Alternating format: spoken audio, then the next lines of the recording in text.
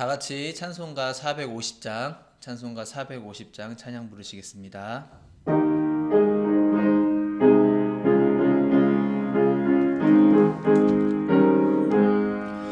내 평생 소원 이것뿐 주의 일하다가 이 세상이 멸하는 날 주 앞에 가리라. 꿈같이 헛된 세상에 취할 것 무엇냐. 이 수고함 많아여도 헛된 것뿐이세. 불같은 시험 많으나 겁내지 맙시다. 구주의 권능 크시니 이기고 남겠네. 금보다 귀한 믿음은 참보배 되도다. 이 진리 믿는 사람들 다 복을 받겠네. 살같이 빠른 광음을 주 위에 아끼세.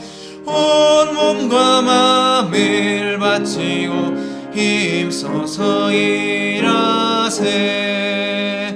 아멘. 우리를 대표해서 김태숙 권사님께서 기도해 주시겠습니다. 사랑의 아버지 하나님 감사드립니다. 오늘 수요 기도회입니다. 주님께서 겟세마네 동산에서 기도하셨던 것처럼 우리가 지금 비대면 예배를 드리지만 기도와 말씀과 찬양으로 무장하게 하시니 감사드립니다. 주님, 각자의 처소에서 큰 소리로 주를 찬양하게 하시고 우리의 심령이 주를 기뻐하게 하소서. 그리하여 그간 주 앞에 잘못한 모든 일들을 용서받고 보혈의 손길로 회복하여 이 혼란의 시대에 정신을 가다듬고 굳건히 믿음으로 승리하도록 인도하여 주옵소서. 아버지 하나님, 이제 단에 세우신 주의 종 영육간의 강건함과 갑절의 영감을 더하셔서 우리 모두 은혜 받는 귀한 시간 되게 하셔서 질고의 사사슬이 풀리고 근심 걱정 구름이 물러가고 좌절과 슬픔이 사라지고 온전히 주의 능력으로 우리를 평안으로 감싸셔서 하나님 아버지의 사랑을 실천하게 하소서. 하나님 아버지, 이제 코로나 바이러스로 인해 많이 힘들었던 2020년이 저물어 가고 있습니다. 지금까지 우리를 지켜주신 은혜에 감사드립니다.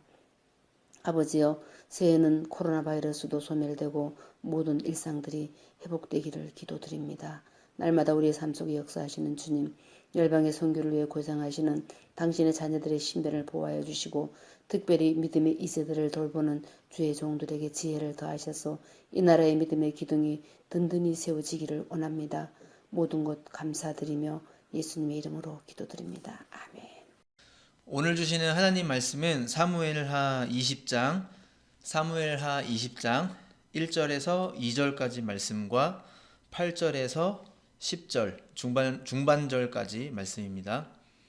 사무엘하 20장 1절에서 2절 말씀, 그리고 8절에서 10절 중반절까지 말씀 제가 봉독해 드리겠습니다. 마침 거기에 불량배 하나가 있으니 그의 이름은 세바인데 베냐민 사람 비그리의 아들이었더라. 그가 나팔을 불며 이르되 우리는 다윗과 나눌 분깃이 없으며 이새의 아들에게서 받을 유산이 우리에게 없도다. 이스라엘아, 각각 장막으로 돌아가라 하매 이에 온 이스라엘 사람들이 다윗 따르기를 그치고 올라가 비그리의 아들 세바를 따르나 유다 사람들은 그들의 왕과 합하여 요단에서 예루살렘까지 따르니라. 기브온 큰 바위 곁에 이름에 아마사가 맞으러 오니 그때 요압이 군복을 입고 띠를 띠고 칼집에 꽂은 칼을 허리에 맸는데 그가 나아갈 때에 칼이 빠져 떨어졌더라. 요압이 아마사에게 이르되 내 형은 평안하냐 하며 오른손으로 아마사의 수염을 잡고 그와 입을 맞추려는 체하매 아마사가 요압의 손에 있는 칼은 주의하지 아니한지라. 요압이 칼로 그의 배를 찌르매 그의 창자가 땅에 쏟아지니 그를 다시 치지 아니하여도 죽으니라. 사무엘하 20장의 큰 주제는 세바 반란입니다. 세바 반란. 이 세바라고 하는 한 불량배가 있었는데 이 사람이 유다 지파를 제외한 전 이스라엘 모든 지파를 다 선동해서 다윗에게 반기를 듭니다. 20장 1절 첫 부분에 보면은요, 마침이라고 이렇게 시작을 하는데요. 이 말은 다윗이 요단강을 건너서 유다 지파와 함께 황궁할 때에 이 시점에서 얼마 지나지 않아서 곧 생긴 일이었다라고 하는 겁니다. 압살롬의 반란을 진압한 지 얼마나 됐다고 또다시 반란이 일어나고 있는 것이죠. 그런데 이 반란은 압살롬 때하고는 좀 뭔가 다릅니다. 굉장히 싱겁게 끝이 납니다. 이 세바가 이제 아벨이라고 하는 성에 숨었는데요. 그 성의 한 지혜로운 여인이 이제 그 성 사람들을 다 설득을 해가지고 세바의 목을 베어서 요압 장군에게 던져주게 됩니다. 그리고 모든 상황은 종료되고 요압 장군은 철수하고 세바 반란이 끝이 납니다.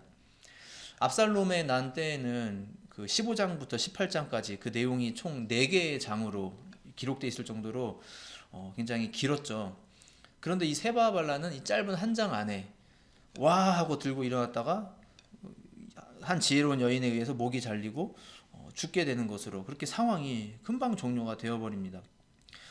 압살롬의 반란에 비해 이 세바 반란의 내용이 참 싱겁습니다. 하지만 이 내용 속에서 우리는 한 가지 교훈을 얻을 수가 있는데요. 그것은 바로 우리의 자아와 관련된 교훈입니다. 세바 말고 또 한 인물을 오늘 좀 같이 얘기를 하고 싶은데요. 바로 요압 장군입니다. 세바는 다윗에게 반기를 든 반란군, 다윗의 적이었다면 요압은 다윗의 편이었죠. 다윗의 편에서 세바의 반란을 진압한 그러한 장군이었습니다. 각각 적군이고 또 아군이고 다윗의 편이고 다윗의 적이고 정반대 진영의 인물이었는데 이 세바와 요압에게 비슷한 공통점이 한 가지 있습니다. 그게 바로 죽지 않은 자아, 죽지 않은 자아라고 하는 공통점이 있습니다. 이 반란군 세바도 죽지 않은 자아를 가진 사람이었고 또 다윗을 위해 싸우긴 하였으나 이 요압 장군도 우리가 앞으로 살펴보겠지만 곰곰이 보면은 참 죽지 않은 아주 차돌맹이 같은 단단한 자아를 가진 사람이었구나 하는 것을 느낄 수가 있습니다. 오늘 본문을 통해서 우리가 각각 다른 진영에 있지만 자아가 죽지 않은 사람의 그러한 안타까움에 대해서 우리가 함께 이 말씀을 나누면서 우리 자신을 돌아보는 시간을 가지면 좋을 것 같습니다. 우선 첫째로 살펴볼 인물은 세바입니다. 이 세바는 참 엉뚱하고 생뚱맞은 사람입니다. 오늘 본문에서 다윗에게 반기를 들고 일어서는데요. 사실 우리가 이전 본문 사무엘하 19장의 본문과 비교해 보면 내용이 너무 온탕에서 냉탕으로 바뀌게 됩니다. 참 뭔가 되게 뜬금없어 보이는 그러한 반란입니다.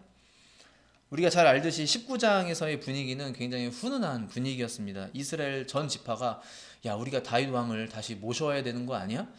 이제 이렇게 여론이 형성이 되고 그러니까 다윗이 이 일에 있어서 유다 지파만 외톨이가 되지 않도록 하려고 유다 지파 장로들에게 이렇게 귀뜸을 해주고 따뜻한 마음을 표시했고 그러니까 유다 지파가 벌떡 일어나서 다윗 왕의 황궁을 맞이하게 되고 다윗이 다시 영광스럽게 황궁하게 되는 그 내용이 19장의 내용이었죠. 19장의 내용은 화해의 분위기, 샬롬의 분위기였습니다.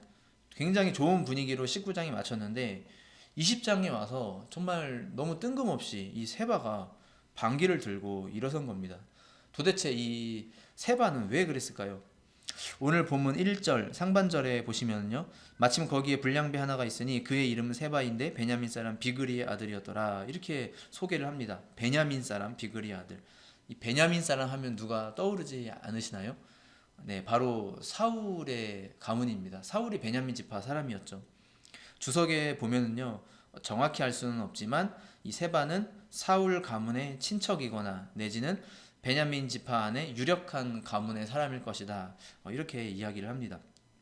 본래는 자신의 지파가 정통 왕족이었는데 왕의 혈통이었는데 어디서 다른 지파 사람이 왕이 되나 이것에 대해 불만이 있었던 것이죠. 이미 다 끝난 이야기인데 이제 와서 뒷북 치면서 뜬금없이 반기를 들고 일어선 겁니다. 이런 점을 보면 왠지 이 세바라고 하는 사람은 뭔가 좀 충동적이고 감정적인 사람이었을 것 같습니다. 아무튼 이 세바의 심리는 다윗의 왕권을 나는 인정하지 못하겠다 이거였습니다.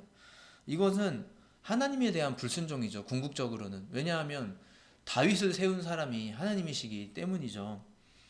하나님이 사울에게서 다윗에게로 촛대를 옮기신 지가 언젠데 아직도 다윗 왕권을 인정하지 않고 있다. 이것은 참 지독하리 많지 그 마음속에 앙금이 있다, 불순종이 있다라는 말이기도 합니다.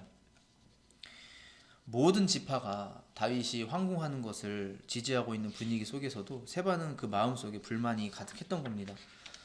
그래서 자신의 불만을 터뜨리고 사람들을 선동하기 시작한 것인데, 또 참 신기하게도 이 세바의 그 선동에 많은 이스라엘 사람들이 넘어가게 되었습니다. 2절을 보면은요, 이에 온 이스라엘 사람들이 다윗 따르기를 그치고 올라가 비그리의 아들 세바를 따르나 유다 사람들은 그들의 왕과 합하여 요단에서 예루살렘까지 따르니라. 이렇게 기록을 합니다. 왕을 맞이하러 나온 그 사람들 중에 유다 사람만 빼고 그 중에 있었던 나머지 이스라엘 지파 사람들이 그 길로 세바를 따라서 가버렸다, 이런 얘기입니다. 여기서 깨달을 수 있는 점이 있습니다. 죽지 않은 자아, 이 죽지 않은 자아가 우리로 하여금 하나님의 편이 되지 못하게 만드는 지경까지 이끌 수가 있구나. 하나님의 뜻에 불순종하는 하나님의 대적자의 편에 서도록 만드는구나 하는 것을 깨달을 수가 있습니다. 하나님은 그쪽이 아니고 이쪽이라고, 이쪽이 있어야 된다고 이렇게 말씀하시는데, 개인적인 감정이 얼마나 깊은지 이를 바득바득 갈면서 하나님 편에 다가오질 못하게 된다면 참으로 애석한 일인 것이죠. 우리가 잘 아는 이 가인이 아벨을 죽이기 전에 하나님께서 가인에게 먼저 경고를 하셨죠. 네가 왜 화가 났느냐? 너가 왜 그렇게 얼굴이 붉어지느냐? 지금 죄가 너의 문 앞에 엎드려져 있으니 너는 조심해야 된다, 이런 말씀을 해주셨죠. 그것을 넌 다스려야 된다, 이런 경고를 하셨습니다. 그런데 가인은 그것을 다스리기는커녕 이렇게 폭파시켰죠. 그 결과 하나님의 대적자가 되어 버렸습니다. 인류 역사는 하나님의 은혜로 나아가는 아벨의 역사와 자기 힘을 의지해서 살아가는 가인의 역사로 나뉘게 되었죠. 또 복음서에 나오는 가룟 유다도 비슷합니다. 그의 마음에 악한 마음이 가득할 때부터 예수님이 가룟 유다의 양심을 계속 이렇게 찌르셨죠. 근데 그러면 지금 예수님께서 내 속에 있는 이 악한 마음을 지금 다 아시고 나를 찌르시는구나. 그러면 마음속에 회개하면 될 텐데, 그럴수록 이 가룟 유다는 더 패역한 심령이 되어져만 갔죠. 유다의 이름은 본래 하나님을 찬양한다, 이런 이름인데 이 유다는, 가룟인 유다는 하나님을 찬양하는 인물이 되지 못하고 하나님을 저주하는 인물이 되어버렸죠. 정반대 인물이 되었습니다. 예수님을 죽게 만든 대적자가 되었습니다. 성경의 인물을 보면은 도대체 어떻게 하면 하나님의 대적자가 될 수 있단 말인가? 어떻게 하면 하나님의 반대편에 설 수 있는 사람이 될 수 있단 말인가? 하나님이 무섭지도 않은가? 이런 생각이 듭니다. 하나님의 원수가 되는 것, 하나님의 대적자가 되는 것, 참 쉽지 않은 일일 텐데, 어려운 일일 텐데, 무섭고 두려워서라도 금세 마음을 돌이킬 텐데 어떻게 그런 사람이 될 수 있을까 싶습니다. 오늘 본문에 나오는 이 세바의 모습 속에서 찾아본다면 결국 인간의 욕망에서 비롯된 것이지 않을까, 그렇게 말씀을 드리고 싶습니다. 1절 중반절에 보시면요, 그가 나팔을 불며 이르되 우리는 다윗과 나눌 분깃이 없으며 이새의 아들에게서 받을 유산이 우리에게 없도다, 이렇게 얘기를 합니다. 다윗에게 반기를 든 이유입니다. 이게 우리는 그에게서 받을 것이 없다, 다윗한테서 우리가 얻을 이익이 없다, 이것이 그의 논리입니다. 무슨 다윗이 세속적인 왕이라도 되는 것처럼 다른 지파들한테 세금을 막 과하게 다 걷어가지고 자기 배를 채우는 그러한 욕심 많고 탐욕적인 왕이라도 되는 것처럼 그렇게 다윗을 바라보고 있는 것이죠. 우리 걸 다 빼앗고 자기만 호의호식 할 거야, 그에게서 받을 게 없어, 우리에게 이익이 없어, 이런 얘기를 하고 있는 겁니다. 하지만 다윗은 그런 사람이 아니었죠. 우리가 잘 알듯이 스스로 왕이 되려고 자기 완력을 행사한 적이 없는 사람입니다. 다윗은 야망적인 사람이 아니었습니다. 오히려 야망적인 사람은 세바인 것이죠. 자기가 자기의 눈을 투영해서 다윗을 보니까 다윗이 야망적인 사람, 욕심 많은 사람, 권력 가지고 자기 배를 채울 사람, 그렇게 보이는 것이죠. 그래서 결국 따지고 보면 이 세바의 마음속에 있었던 이 탐욕, 세바의 마음속에 있었던 이 죽지 않은 자아, 이것이 다윗을 그렇게 바라보게 되고 다윗에게 반기를 들게 되었다라고 하는 겁니다. 디모데후서 4장 3절 이하에 보면은요, 때가 이르리니 사람이 바른 교훈을 받지 아니하며 귀가 가려워서 자기 사욕을 따를 스승을 많이 둔다, 이렇게 이야기를 합니다. 사람들이 자기 사욕, 개인적인 욕심을 따르고자 한다는 겁니다. 또 디모데후서 4장 10절에 보면 대만은 이 세상을 사랑하여 나를 버리고 데살로니가로 갔다, 이렇게 얘기를 합니다. 한때 바울 곁에 있었던 사람이었지만 이제 떠나버리고, 그 믿음을 다 떠나버리고 사명을 다 떠나버리고 되돌아갔다라는 거예요. 무엇 때문이냐면 세상을 사랑해서 하나님으로부터 멀리 떠나게 되는 단순한 이유, 하나님의 편에 서 있지 못하고 하나님의 대적의 편에 서 있게 되는, 궁극적으로 거기까지 가게 되는 그 이유 하나가 있다면 바로 세상 욕심, 세상 정욕, 세상 탐욕, 그것에 대한 미련, 그것에 대한 아까워하는 마음, 그것이라는 겁니다. 그것이 우리의 믿음에 구멍이 생기게 만든다라는 것입니다. 그래서 궁극적으로 그 구멍이 우리가 수습하지 않으면 넓어지고 커지게 되면 결국 하나님의 반대편에 서 있게까지 만드는 사람이 된다라고 하는 것이죠. 내 속에 있는 정욕과 탐욕들, 또 특히 세상에 대한 미련들, 이거를 과감히 다 버리고 오직 온전하게 충성할 수 있는 우리 모두가 다 되셨으면 좋겠습니다. 두 번째 인물은 요압 장군입니다.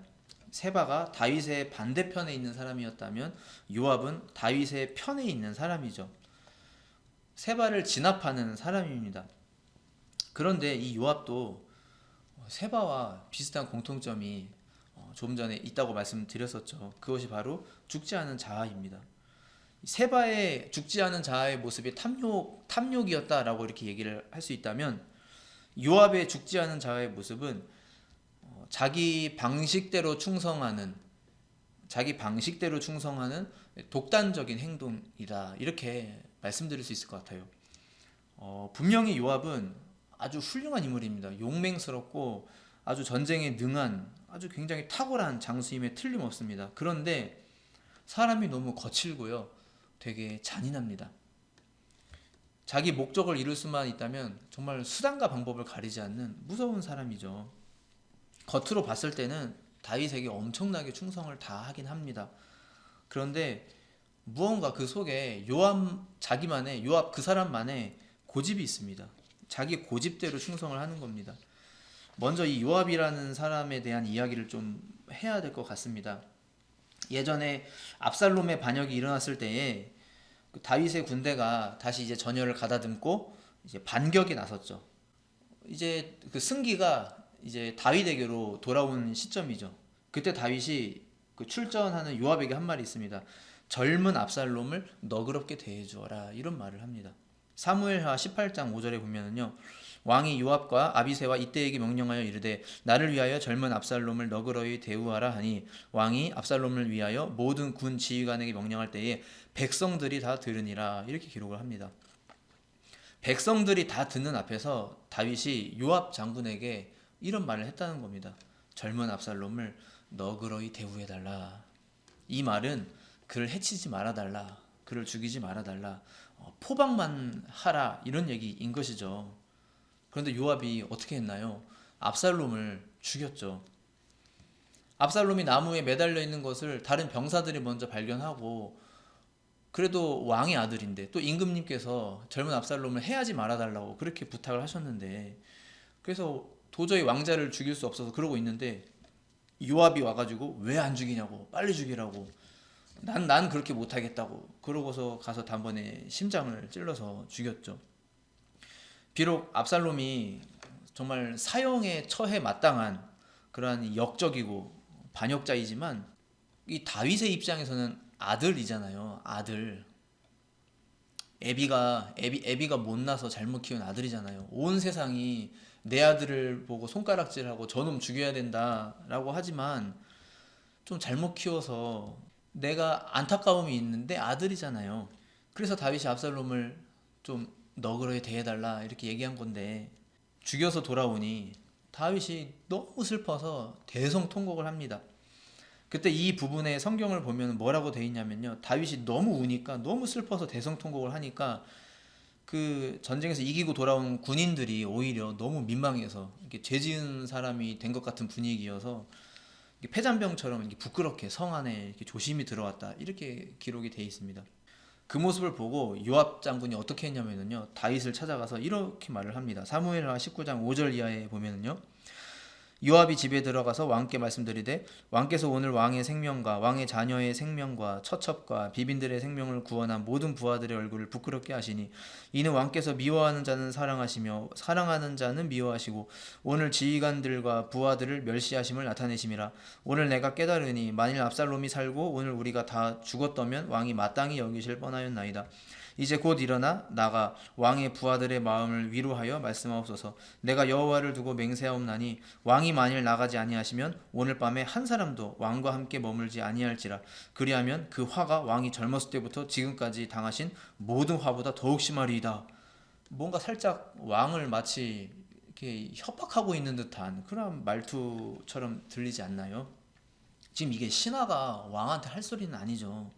젊은 압살롬을 죽이지 말아달라고 임금님이 명령하셨는데 그 임금님의 명령을 어기고 자신이 단독적으로 그렇게 죽여놓고는 왕이 슬퍼하니까 또 슬퍼하지 말라고, 당신을 위해 싸운 저 병사들은 그럼 뭐가 되냐고, 가서 저 병사들 위로해 주시라고 그러고 있는 겁니다. 요압이. 이 요압이 참 시건방지죠. 이런 일은 전에도 있었습니다. 그 사울의 군대 장관이었던 그 아브넬, 이 아브넬이 나중에 이제 다윗에게 찾아오죠. 투항해서 다윗에게 찾아오죠. 다윗이 아브넬을 받아주고 사이좋게 이야기 나누고 평화를 맺고 그리고 이제 헤어지죠. 헤어지는데 아브넬이 돌아가는 길에 요압이 개인적인 원수를 갖겠다고 아브넬을 또 죽입니다. 이 다윗 입장에서 보면 이 요압은 참 용맹스럽고 충성을 다하는 참 훌륭한 참모이지만, 장군이지만 또 통제하기가 너무 쉽지 않은 너무 거친 그러한 사람인 겁니다.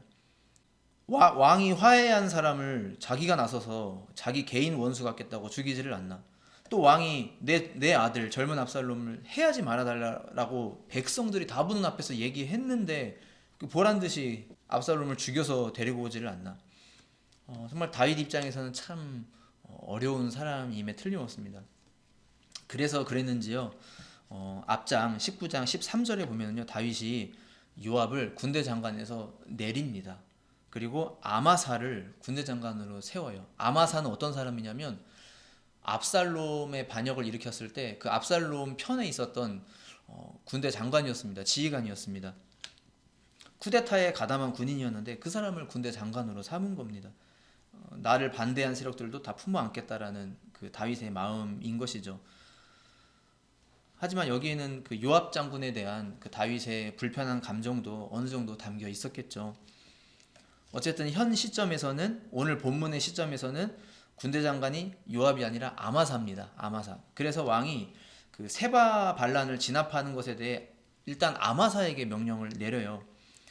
병력을 이렇게 모집해서 군대를 징집해서 세바를 빨리 뒤쫓아가라, 이렇게 아마사에게 명령을 내립니다. 근데 여기서조차도요, 요압이 또 나타나서 아마사를 또 살해하는 거예요. 9절과 10절에 보면요, 요압이 아마사에게 이르되 내 형은 평안하냐 하며 오른손으로 아마사의 수염을 잡고 그와 입을 맞추려는 체함에 아마사가 요압의 손에 있는 칼은 주의하지 아니한지라. 요압이 칼로 그의 배를 찌르매 그의 창자가 땅에 쏟아지니 그를 다시 치지 아니하여도 죽으니라. 이 아마사는 요압의 사촌 형이기도 합니다. 자기 사촌 형을 죽인 겁니다. 이 나라의 군대 장관은 나야. 너는 기껏해야 쿠데타에 가담했던 반역이었잖아, 역적이었잖아. 내가 너를 처단하마 하면서 아마사를 죽인 거예요. 왕이 등용했는데 아마사를 군대 장관으로. 정말 이 요압이라고 하는 사람은 진짜 독불 장군 중에 독불 장군이고 정말 못 말리는 사람인 것이죠. 웃긴 것은요, 그렇게 아마사를 살해하고 나서 자기가 군대 장관처럼 행동했다는 겁니다. 10절 하반절에 보시면은요, 요압과 그의 동생 아비새가 비그리의 아들 세바를 뒤쫓을세. 10절에서 아마사를 죽이고 난 다음에 요압이 한 행동은 이제 자기 동생 아비새를 데리고서 세바를 뒤쫓아갔다라는 겁니다. 아마사를 죽이고 왕이 아마사에게 내린 명령을 자기가 수행하러 나갔다라는 겁니다. 자기가 군대 장관이 된 거예요. 그 순간부터 그냥. 정말 아무도 못 말리는 고집불통이고 독불 장군입니다. 이 요압의 모습을 한마디로 이렇게 요약할 수 있을 것 같아요. 겉으로는 왕을 위해 충성을 다하는 것 같으나 그 속내를 들여다보면 자기 고집이 가득하고 자기 방식대로 충성하는 사람, 자기 고집대로 충성하는 사람, 이렇게 표현할 수 있을 것 같습니다. 오늘날 우리들도 마찬가지입니다. 우리가 겉으로 하나님을 섬긴다, 내가 주의 일에 헌신한다 이렇게 말하지만 누군가 내 자존심을 건드릴 때에, 또 누군가 나를 서운하게 할 때에, 또 내 속에 고집이 있는데 이 고집과 자꾸 무언가가 부딪힐 때에, 그럴 때에 부딪히게 만드는 그 대상에 대해서, 상대방에 대해서 적개심을 품고 일을 한다면 우리도 결국 요압과 비슷한 사람이 되는 것이겠죠. 요압처럼 겉으로는 내가 왕을 위해서 이러는 겁니다, 내가 하나님을 위해서 이거 충성하는 겁니다, 내가 이거 다 교회를 생각해서 이러는 겁니다, 말은 겉으로 그렇게 할 수 있겠지만 결국 그 속내에는 자기 고집과 자기 자아가 가득할 수도 있더라 하는 겁니다.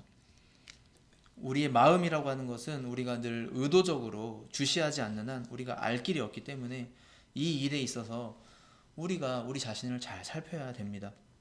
입술로는 교회를 위해 일한다, 하나님께 헌신한다 하지만 결국 그게 하나님의 마음을 불편하게 만드는 것이 된다면 안 되는 거잖아요. 자아가 완전히 죽지 않게 되면 우리는 하나님을 섬겨도 주의 일에 충성해도 내 자아대로 일하고 자아대로 충성하게 되더라 하는 겁니다. 민수기에 보면 모세는 온유한 사람이었다고 얘기를 합니다. 그런데 성경에서 말하는 그 온유라고 하는 것은 마치 야생말이 이렇게 잘 조련된 말이 잘 조련되는 것처럼 그 조련된다라는 의미가 담겨 있다고 하죠.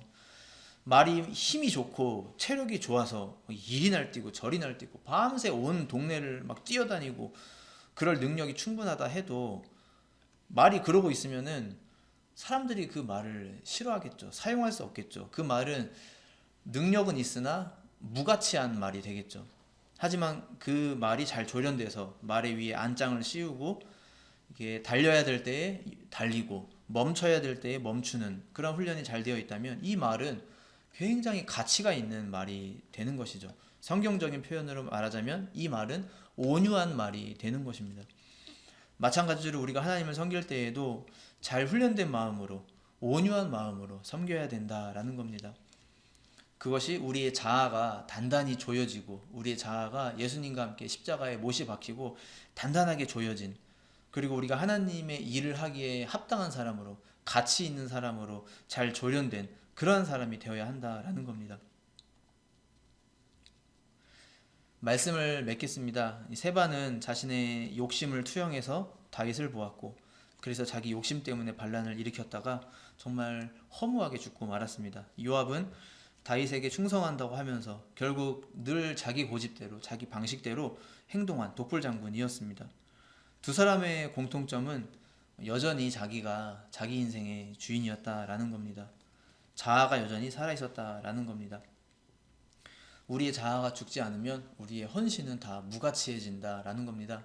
1절에 다시 보면 이 세바를 불량배라고 이렇게 표현을 하는데요. 이 불량배라는 말의 원어적인 의미의 뜻은 무익한 사람, 무가치한 사람이라고 한다고 합니다. 자아가 죽지 않은 사람은 무익한 사람, 무가치한 사람이 되는 것이죠. 망치가 대장장이 손에 잘 붙들려 있어야 되는 것처럼 우리들도 우리의 자아가 죽고 하나님의 손에 제대로 붙들려 있어야지만 가치가 있다라는 겁니다. 그렇게 우리의 왕 대신 하나님께 온전한 순종으로 가치 있는 일꾼이 될 수 있는 저와 모든 광명의 성도님들 다 되시기를 소망합니다. 기도하겠습니다. 사랑해 주님 감사합니다.